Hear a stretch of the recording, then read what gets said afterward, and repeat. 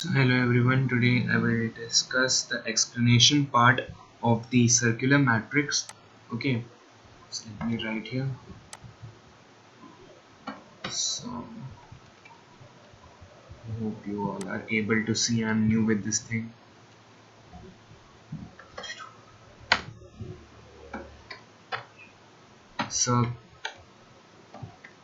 Circular matrix explain.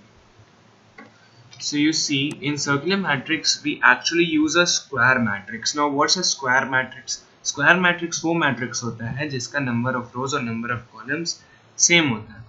ठीक है, the matrix which is having the same number of rows as well as the same number of columns. Okay, so that is a square matrix. तो अब हमको क्या करना है कि square matrix में कितना रोज और कितना कॉलम होंगे वो हमको पहले यूजर से इनपुट लेना है. तो सपोज कि जो मेरे पास इनपुट आया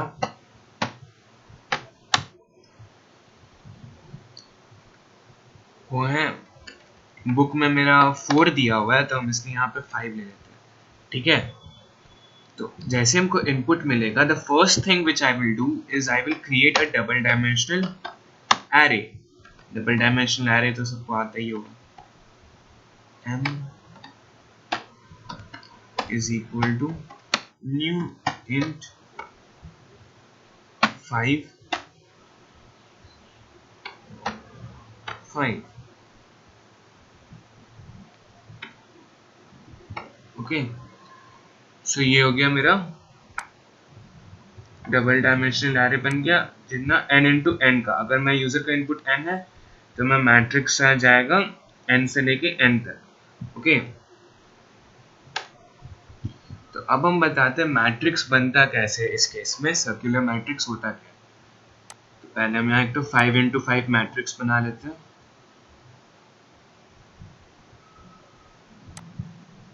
ठीक है, तो ये मेरा मैट्रिक्स बना. तो मैट्रिक्स इसमें हमको जनरली हम लोग क्या होता है, मैट्रिक्स बनाते हैं यूजर से इनपुट लेते हैं मैट्रिक्स का हर एक एलिमेंट की, इस पोजीशन में कौन सा एलिमेंट है, इस पोजीशन में कौन सा. नहीं, इसमें ऐसा नहीं है. इधर सपोज मेरा इनपुट n है, तो हम जो मैट्रिक्स में फिल करेंगे वो होगा 1 से लेके n स्क्वायर तक सारा नंबर. तो इधर मेरा 5 है, 5 का स्क्वायर कितना होता है 25. और जैसे बुक में 4 दिया हो तो 4 का स्क्वायर कितना होता है 16. तो उसी तरह यहाँ पे जैसे 5 दिया है तो हम 1 से लेके 25 तक का सारा नंबर इसमें फिल करते जाएंगे. 1, फिर 2, फिर 3, फिर 4, फिर 5. तो इसमें नेक्स्ट चीज़ क्या है कि हम 6 अब इस ये वाला में फिल नहीं करेंगे, हम 6 इस मैट्रिक्स में फिल करेंगे. 6, 7, 8, 9. So generally what's the thing here is कि हम लोग जो इसमें इनपुट करते हैं उसका फैशन कुछ ये होता है. ये पहले पहला रो इनपुट किए, फिर यहाँ, फिर यहाँ, फिर यहाँ, फिर यहाँ, फिर यहाँ, फिर यहाँ. तो ये हम देख सकते हैं कि दिस इज अ, एक मिनट,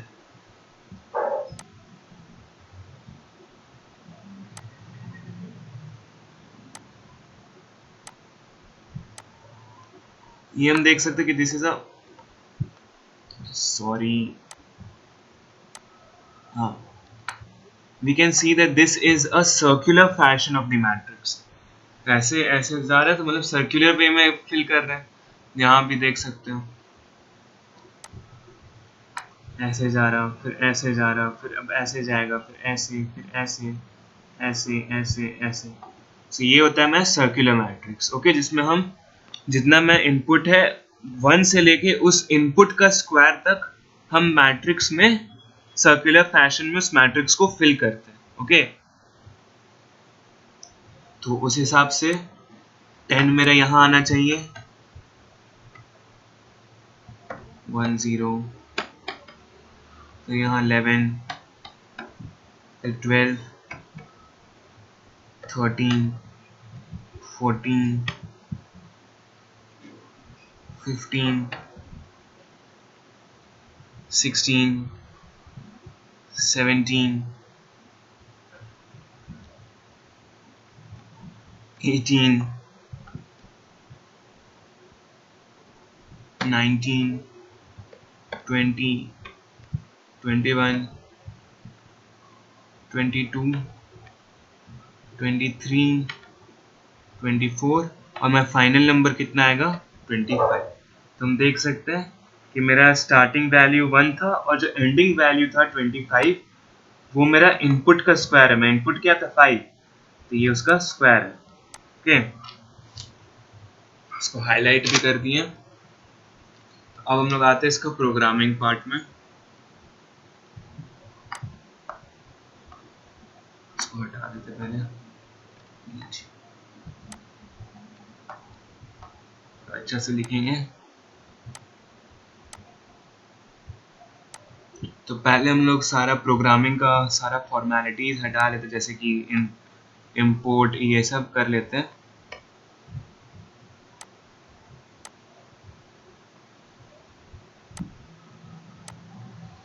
लिखते हैं यहाँ पे import java.util.scanner।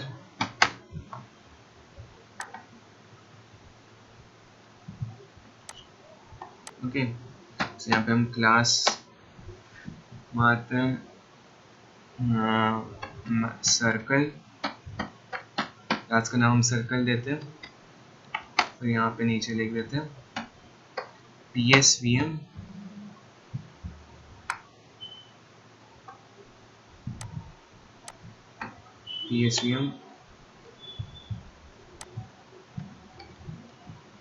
string args। Okay, तो ये भी मैं हो गया। फिर नेक्स्ट में हम क्या करेंगे, हम पहले अपना मैट्रिक्स डिजाइन कर लेंगे। पहले हम इनपुट लेंगे यूजर से। इनपुट लेने के लिए पहले स्कैनर वाला स्टेटमेंट पूरा हम लोग लिख लेंगे। यहाँ मैं स्कैनर यहाँ खत्म। उसके बाद हम इनपुट डालेंगे, पहले मांगेंगे यूजर से मेरे को n का वैल्यू दो। सो एंटर n, हम यूजर को बोले मेरे को n बताओ, ठीक है। तो मेरे को फिर वो n बताएगा, n is equal to in dot next int करके हम इनपुट ले लिया। ओके, ये इंट इधर कैपिटल है तो इधर भी कैपिटल रखते हैं। नेक्स्ट क्या है कि अब नेक्स्ट स्टेप क्या है कि हमको मैट्रिक्स बनाना है। जैसे मैं अगर 5 था तो हम स्क्वायर मैट्रिक्स बनाते 5 और 5 का। इधर हम मैट्रिक्स क्या बनाएंगे, इंट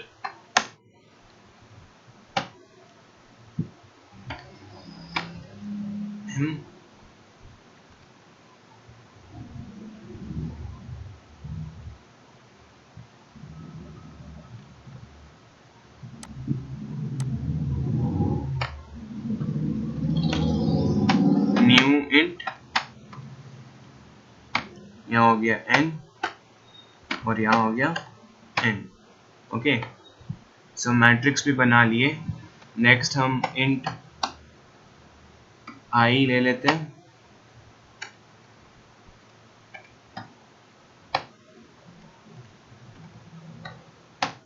और यहाँ पे j ले लेते हैं। ओके, i कॉमा j हम इनपुट ले लिए। नेक्स्ट हम मेरे पास क्या है, अब हम यूजर से इस बार इनपुट तो लेना नहीं है, तो हमको यहाँ पे कुछ वेरिएबल्स लेना होगा। रो के लिए 2 वेरिएबल हमको रो के लिए लेना होगा और 2 वेरिएबल हमको कॉलम के लिए चाहिए। तो वो पहला वेरिएबल रो के लिए हम रखते हैं int r1 is equal to 0, और ये जो 0 है वो मेरा 0 वैल्यू नहीं है, वो मैं 0 इंडेक्स नंबर। ओके, और r2 में हम अगर हम r1 में मैट्रिक्स का पहला इंडेक्स इनपुट किए तो मैट्रिक्स का लास्ट इंडेक्स क्या होगा, जो मेरा इनपुट होता है उससे एक कम। जैसे कि इधर में क्या होता है 0 1 2 3 4, तो उसी तरह यहाँ पे आएगा n -1। ओके, n-1 आया। सिमिलर सेम चीज़ हम कॉलम के लिए भी करेंगे। इसमें इंट c1 लेंगे 0, c2 लेंगे n-1।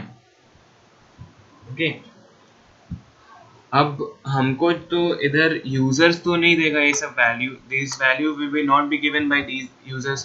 तो हम वैल्यू को डालने के लिए एक वेरिएबल ले लेते हैं इंट v, और इंट v का हम इनिशियलाइज करेंगे उस वेरिएबल से जो मेरा यहाँ पे पहला वैल्यू है।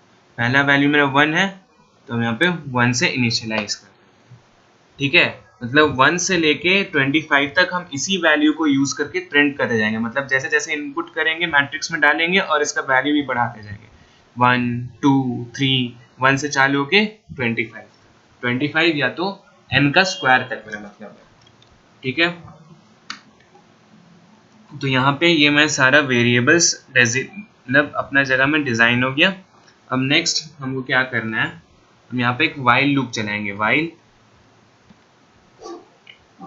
v is less than equal to n into n. Okay, so while v is equal to less than equal to n into n, मतलब इसके अंदर, इस वाइल लूप के अंदर जो भी प्रोसेस है वो कब तक चलेगा, जब तक v का वैल्यू n इंटू n से कम है, मतलब 25 से कम है, तब तक चलेगा। ओके, सो अब हम वाइल लूप के अंदर आते हैं और अब मेरा मेन प्रोसेस चालू होगा। तो अब पहला स्टेप, पहला लूप चलाने से पहले हमको देखना है कि सबसे पहले हमको क्या भरना है। ये मेरा यहाँ से लेके सबसे पहले हमको ये एलिमेंट, ये वाला भरना है 1 2 3 4 5। अब इस केस में हम क्या देख रहे हैं, यहाँ पे हम इंडेक्स अब लिख देते हैं। तो ये मैं इधर का इंडेक्स क्या हो गया 0। ठीक है,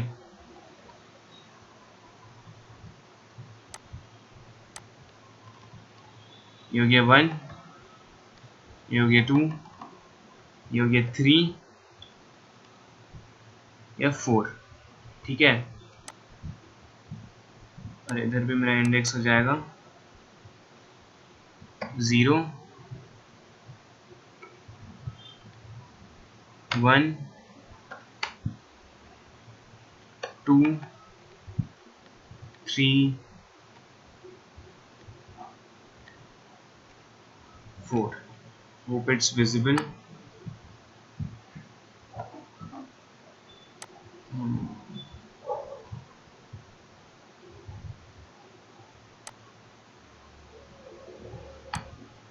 बड़ा से लिख देते हैं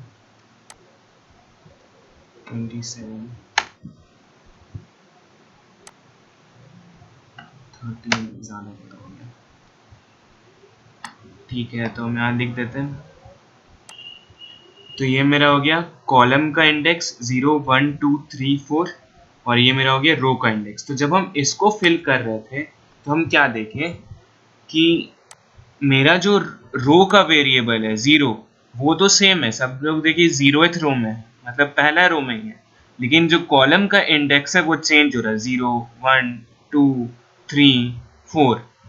ठीक है, तो हम इसको लेके इसको चेंज करेंगे और रो का वेरिएबल को कांस्टेंट रखेंगे। ठीक है,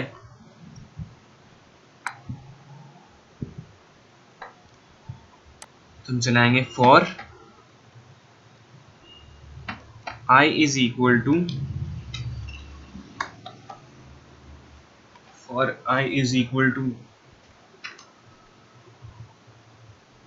c1। c1 मेरा वैल्यू क्या था 0, और हम c क्यों कॉलम वेरिएबल क्यों यूज कर रहे हैं, क्योंकि कॉलम का इंडेक्स चेंज हो रहा है, कॉलम का इंडेक्स चेंज हो रहा है, रो का वैसे ही रह रहा है।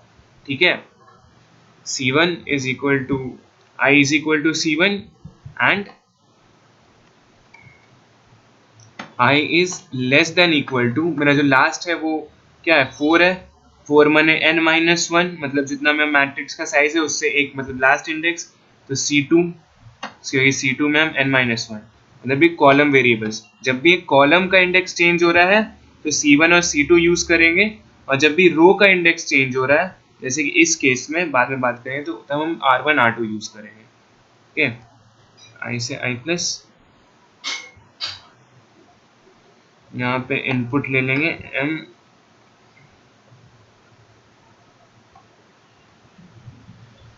Of i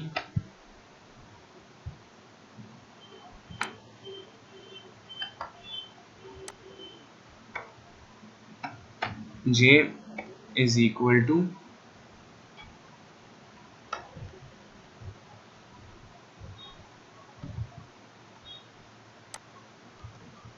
v। ठीक है, और इसके अंदर क्या कर डाल देंगे, ब्रैकेट दे देते हैं, स्टेटमेंट, और ये हो गया v प्लस प्लस। और अभी मेरा अब i और j में से मेरा j जो है वो रो को रिप्रेजेंट, वो कॉलम को रिप्रेजेंट करता है। मेरे को पता है मैं कॉलम चेंज हो रहा है और रो वैसे ही रह रहा है, तो यहाँ पे हम लिख देंगे रो के जगह रो वन, रो वन का वैल्यू क्या है 0, और j के जगह हम लिख देंगे i जो मेरा C1 से C2 तक वैरी कर रहा है। ओके,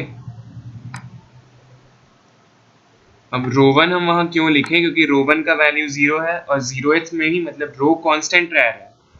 ठीक है, रो वन जो है कांस्टेंट वैल्यू है, i जो है वो C1 से लेके C2 तक चलते जा रहा है। मतलब पहले 0th में 0 में फिल हुआ, फिर 1 में फिल हुआ, पहले 0 में फिल हुआ, फिर 1 में फिल हुआ, फिर 2 में फिल हुआ, फिर 3 में फिल हुआ, फिर 4 में फिल हुआ। ठीक है, और ये v पहले 1 था तो 1 पहले उसमें गया, फिर v का वैल्यू प्लस हुआ, फिर i का वैल्यू जब 1 हुआ तो v का वैल्यू 2 हो गया, फिर 2, फिर 3, वैसे ही v का वैल्यू भी बढ़ रहा है। अब नेक्स्ट हमको क्या फिल करना है, अब नेक्स्ट हमको ये वाला फिल करना है, ये वाला फिल करना है। तो इसमें हम क्या देख रहे हैं कि मैं जो कॉलम का है एलिमेंट वो कांस्टेंट है, कॉलम का जो इंडेक्स है वो कांस्टेंट है 4, मतलब n-1 वो कांस्टेंट है, और मैं जो रो का जो इंडेक्स है ये सब वो चेंज हो रहा है 0 1 2 3। अब हम लोग किसको यूज करेंगे, R1 से लेके n-1 तक, और कांस्टेंट किसको रखेंगे, कॉलम को। तो कांस्टेंट वाला कॉलम कौन सा यूज करेंगे, ये वाला।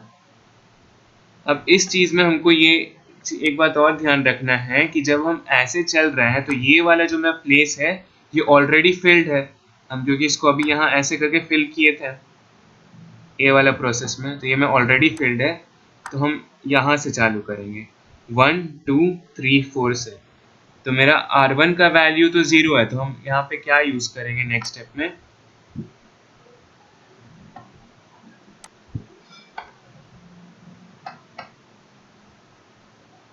फॉर लाएंगे i is equal to R1 plus 1 से लेके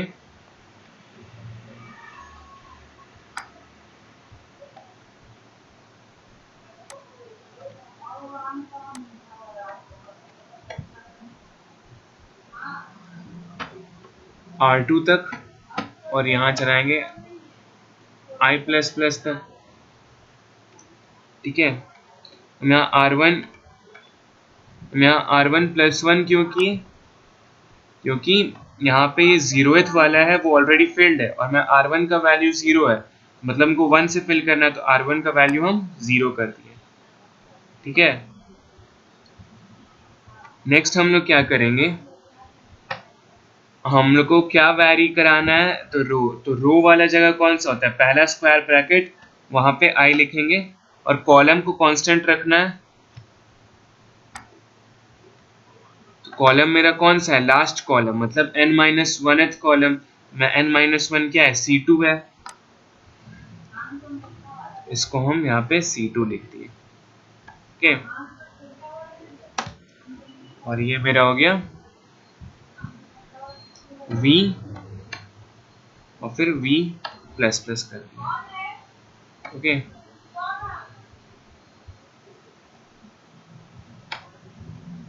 फॉर नेक्स्ट स्टेप में हमको अब क्या फिल करना है, ये वाला भी हम पूरा फिल कर दिए, अब हमको ये फिल करना है। ओके, तो हम इसको फिल करने के लिए मेरे को क्या क्या चीज बाद में ध्यान रखना है कि अब मेरा फिर से मेरा रो कांस्टेंट है। रो मेरा ये फोर्थ रो में आता है, 0 1 2 3 4, ये मैं फोर्थ रो में आता है। ठीक है, ये मैं फोर्थ रो में आ रहा है। तो अब और एक और दूसरा चीज हमको ध्यान रखना है कि ये मेरा ये वाला चीज फिल्ड है। ये जो 9 है ये मैं ऑलरेडी फिल्ड है, हमको यहां से फिल करना है। तो इसका इंडेक्स क्या है, 3210। इंडेक्स का ऑर्डर 3210। और क्या चीज का वेरिएबल चेंज हो रहा है, कॉलम का। कॉलम का कैसे चेंज हो रहा है, उल्टा से।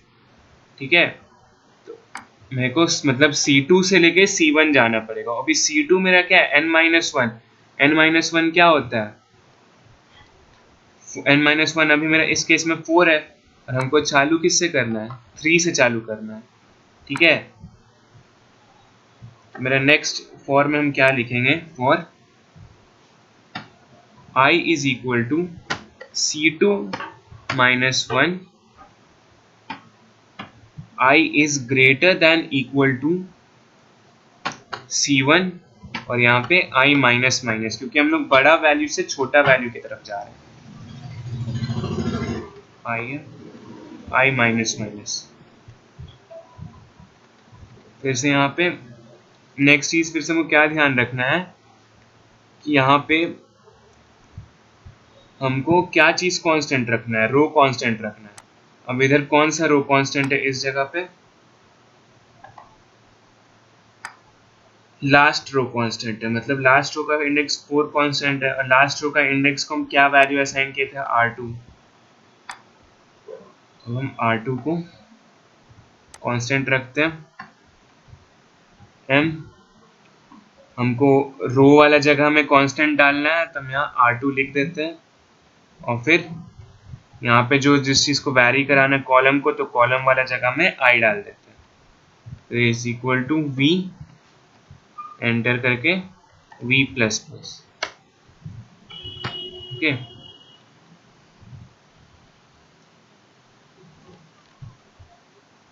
नेक्स्ट स्टेप क्या है कि हम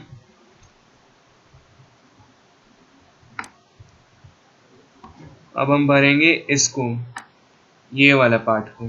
ठीक है, अब हमको इधर क्या क्या चीज ध्यान रखना है, मैं ये भी फील्ड था और ये भी फील्ड है। इस बार मेरा क्या चेंज हो रहा है, रो चेंज हो रहा है। ठीक है, रो का इंडेक्स चेंज हो रहा है, सेकेंड रो, थर्ड रो, और फिर फाइनली फोर्थ रो, मीन्स 1 2 और ये 3। ठीक है, तो मेरे को रो का जो मेरा R1 था वो 0 है। तो R1 का स्टार्टिंग वैल्यू कहाँ से, यहाँ से हम फिल कर रहे हैं, हम ऐसे जा रहे हैं ना। हम अभी कहाँ एंड किए, 13 पे एंड किए, तो मेरे को ऐसे चलना पड़ेगा इस डायरेक्शन में। ठीक है, तो मैं स्टार्टिंग वैल्यू 3 है, 2 है, फिर 1 है, मतलब हम R2 को यूज करेंगे और R2 से एक घटा के यूज करेंगे कि R2 का वैल्यू अभी उस हिसाब से 4 है, तो हमको यहाँ से 3 से चालू करना है, 3 2 फिर 1। ओके, तो मेरा नेक्स्ट लूप क्या होगा,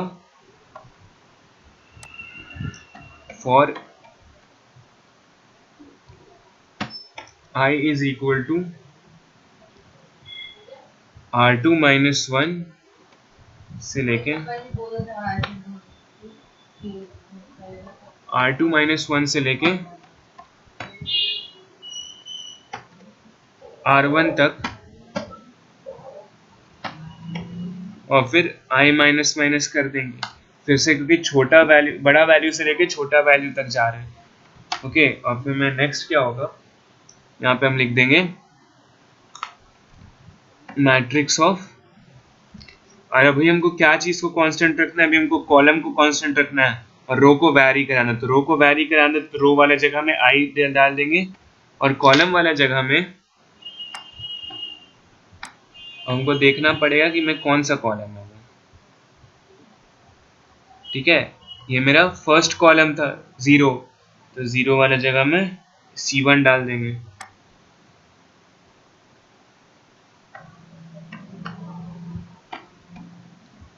इज इक्वल टू वी, और यहाँ पे वी प्लस प्लस, ये हो गया। नेक्स्ट क्या है, क्या बचा, ये सब, मतलब अब हमको पूरा प्रोसेस यहाँ से चालू करना है। फोर इतना पहले इसको फिल करना है, फिर इसको फिल करना है, फिर इसको फिल करना है, फिर इसको फिल करना है, फिर फाइनली इसको फिल करना है। ठीक है, तो हम उसके लिए कुछ नहीं करेंगे,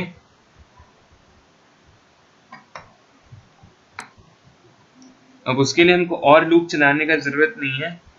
उसके लिए हम सिंपली यहाँ क्या करेंगे कि जो मेरा जितना भी R1 और C1 है, मतलब सारा 1 जिसमें 1 लिखा हुआ है, उसको हम प्लस प्लस कर देंगे, R1 प्लस प्लस और C1 प्लस प्लस, और जितना भी मेरा R2 और C2 वाला वेरिएबल है, मतलब जितना भी 2 वाला वेरिएबल है, उसको हम माइनस कर देंगे, R2 माइनस माइनस और C2 माइनस माइनस।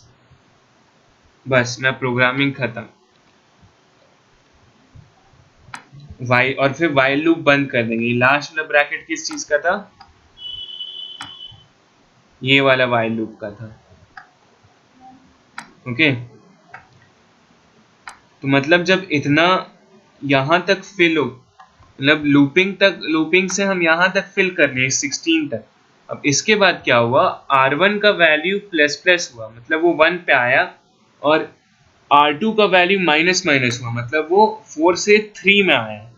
ठीक है, और उस हिसाब से यहाँ पे प्रिंटिंग होते रहा।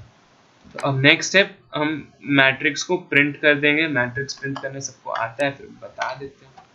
और i is equal to 0, i से लेके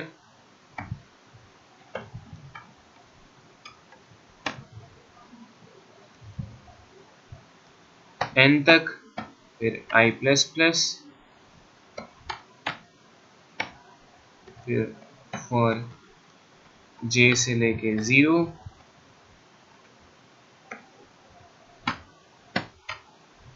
j टू n, फिर j प्लस प्लस, तो यहाँ पे हम लिख देंगे m ऑफ i, नहीं फिर SOP m of i j plus, और फिर फॉर j को बंद करेंगे, और i को बंद करने से पहले SOPLN।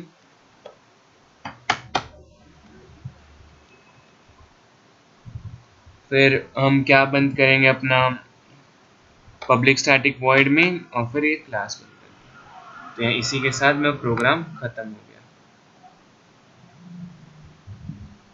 So I hope you all were able to understand. Thank you.